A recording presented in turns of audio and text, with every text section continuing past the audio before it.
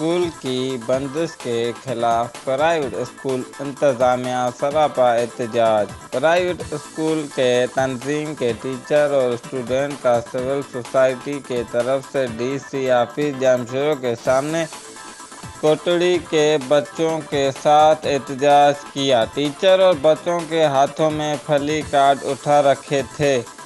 وزیر اعلیٰ سندھ کے بچوں کے مستقبل کے بارے میں سوچیں، ہزاروں بچوں کا مستقبل تباہ کیا جا رہا ہے۔